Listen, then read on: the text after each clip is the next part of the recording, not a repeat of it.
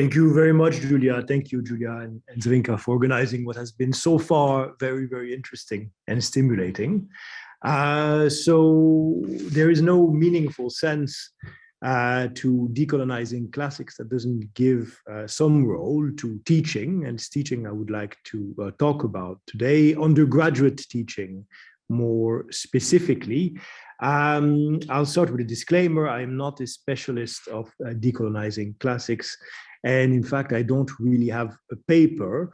I was asked by Julia to say a few words about the experience of tripos reform, of curricular reform we've just undergone here in Cambridge, and how it relates to the debates of today.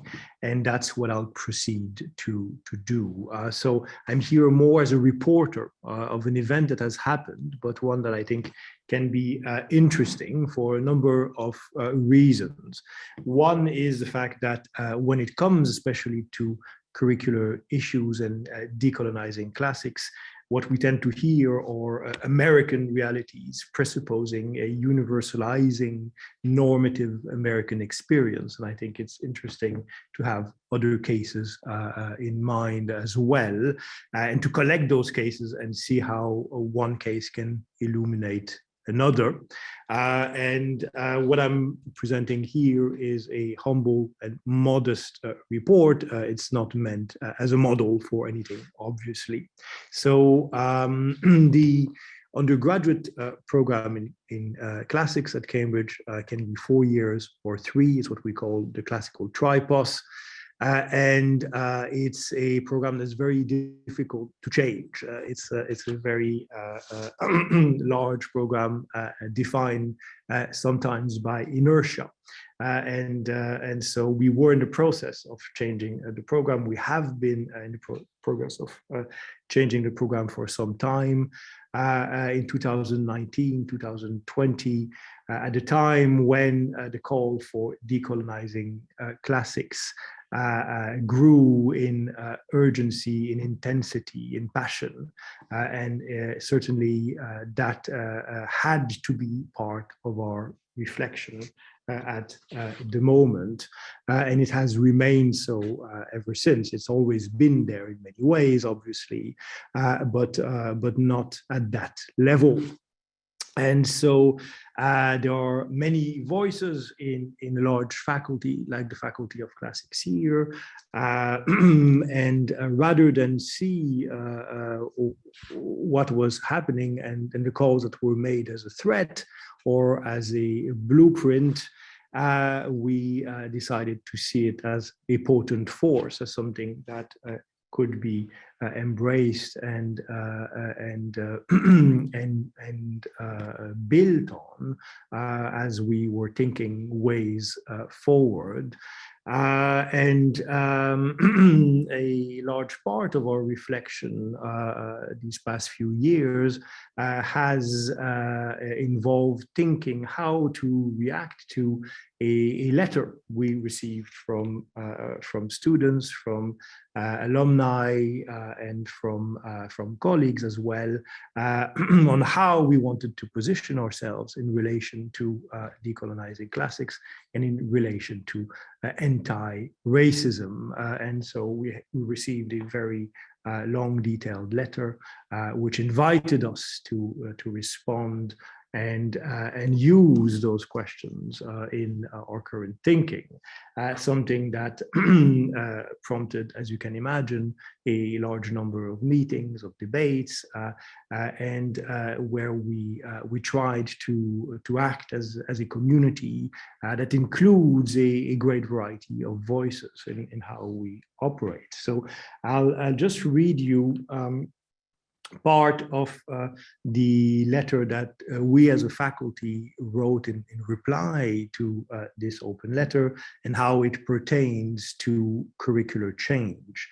So here in our faculty response, we write on classics and racism, past and present, that the academic study of Greek and Latin texts has had a privileged position in European elite education ever since the Renaissances. variously sharing that position with the study of Christian theology and of mathematics. Only in the 19th century was the study of Greek and Roman material culture added to the study of classical texts, and only in the 20th century did classics lose its preeminent educational position, becoming but one of a wide range of humanities disciplines taught across higher education.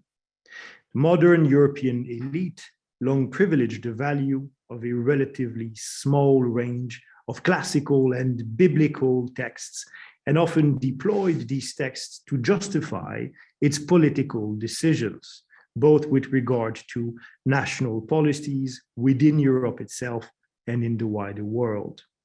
Owning and instrumentalizing the remote past of classical antiquity has long been a tool of European self-definition and power.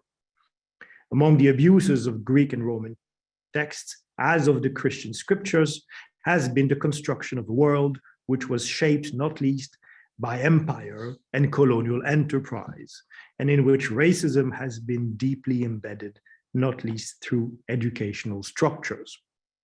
Classics as a discipline cannot afford to ignore this fact. More, it can play an active, distinctive role in current efforts to fight racism. The testimonies of people of color in our field, both in this country and worldwide, about their experiences of discrimination and microaggressions provide clear evidence of the deep and ongoing impact of racism.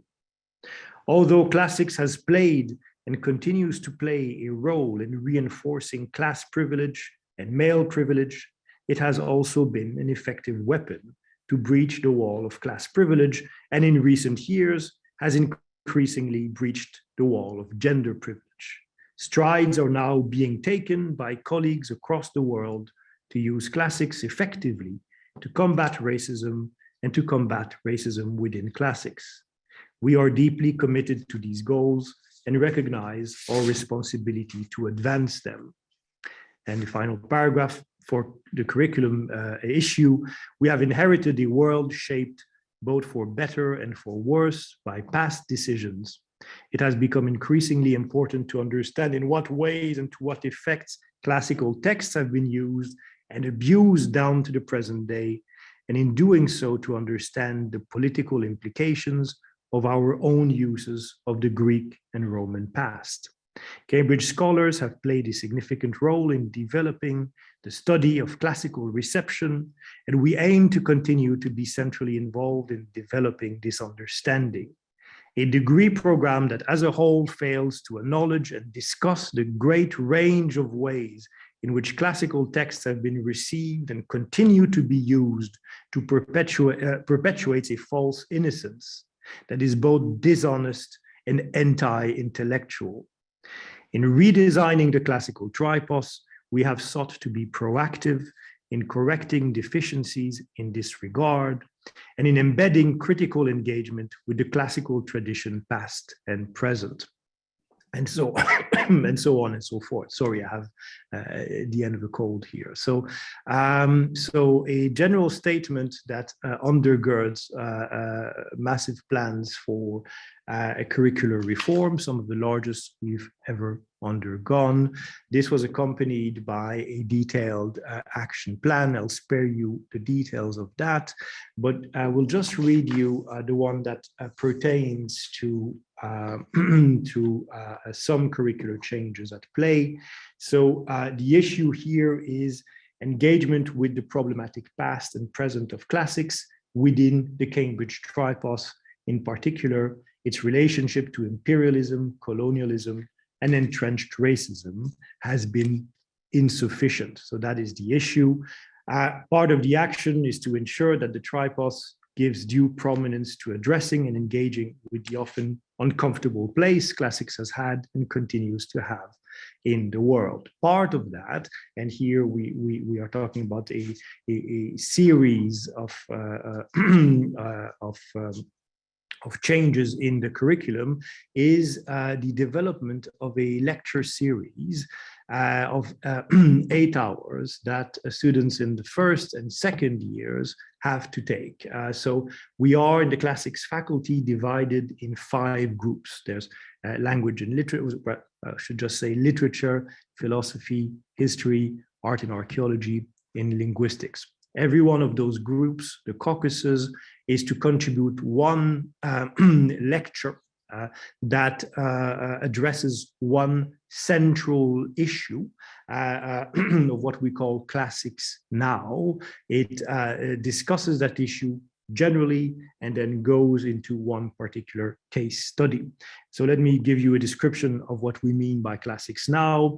The lectures will introduce students to some key aspects of the history of classics as a discipline, and the many ways in which the study of Greece and Rome has participated and continues to participate in live issues of politics, power, and identity in the modern world. Core topics will include race, gender, and class. Every caucus will also offer one lecture for the module. Each lecture will address one central issue through one specific case study.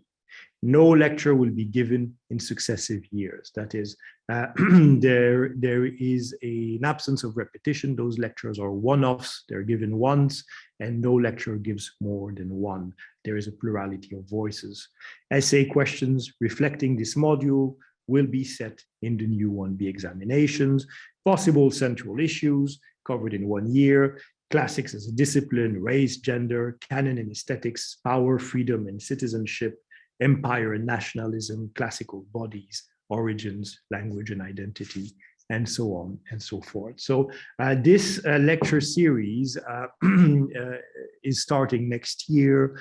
And from now on, students in their first 2 years will be doing one of those series every year. This will be linked to what is taught in other modules. Obviously, we're not trying to say this is the only place where such questions are addressed. Absolutely not. This is meant to resonate with all of the other teaching, but that's one of the ways where these issues are addressed more directly and more importantly by many different perspectives.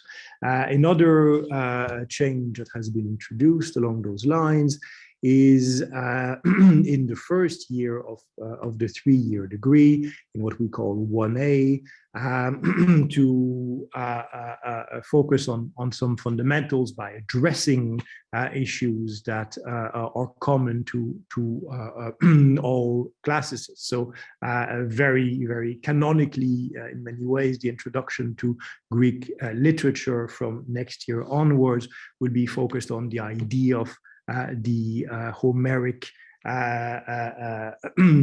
poems in shaping the Greek canon and the reception of the Homeric poems within Greek culture. At the heart of it is a reflection on the idea of the canon. The introduction to ancient history will be focused on empires, on the very idea of an empire. In the first term, you will have a confrontation between the Athenian Empire and the Persian Empire.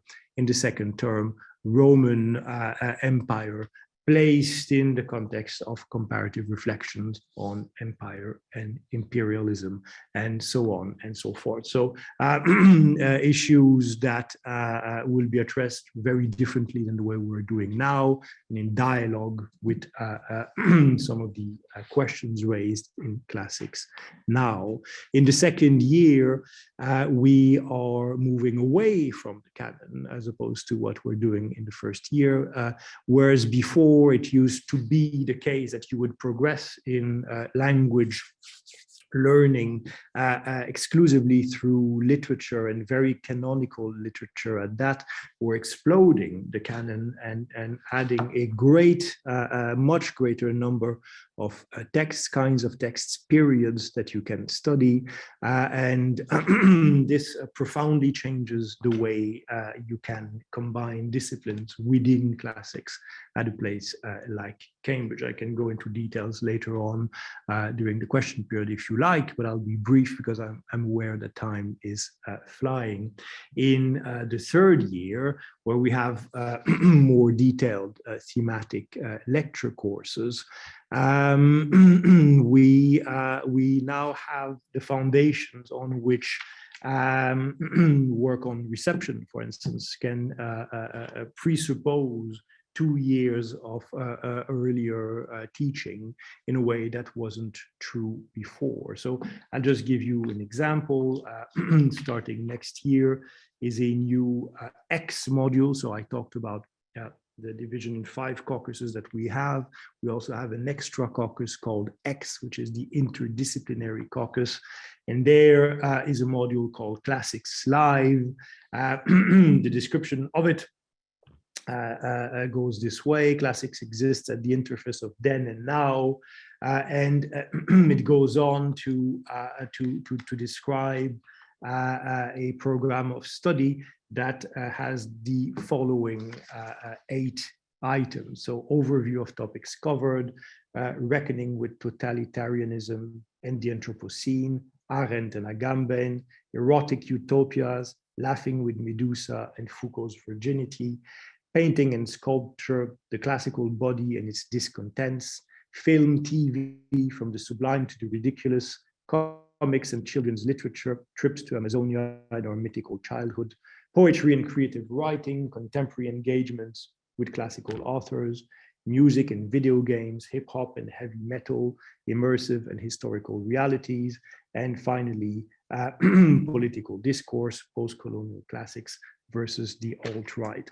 That's a kind of X module that has always been taught in Cambridge. It's always been an option. It's an option among many. You can do many other things, obviously. But this is an option that can now build on 2 years of previous thinking in a way that wasn't possible before. One of many action points, as I said, in reaction to the letter we received and to our thinking as to how to position the faculty in relation to these debates. One that, as you can imagine, has led many people to say it's not enough, or it's not the right target, it's not doing the right thing. It's led other people to say it's too much, it's very dangerous, how dare you do something like this. We've received letters from various outfits, including one threatening action, many articles in the journals about this, very often reducing what's going on to caricature. So it's been very interesting to witness such change and such attempts to position an institution like the Faculty of Classics in those debates in terms of institutional transformations. As I said, very difficult to do, and even more difficult to make efficient. We'll only see in the long run what kinds of effects such humble, small changes can have. I liked Fioz's idea of failing better, and inevitably we'll get a lot of this wrong, but I think that it is a reform that has a lot of good in it and a lot of potential for indeed failing better and forward, and that is what we're trying to do. So I'll stop here.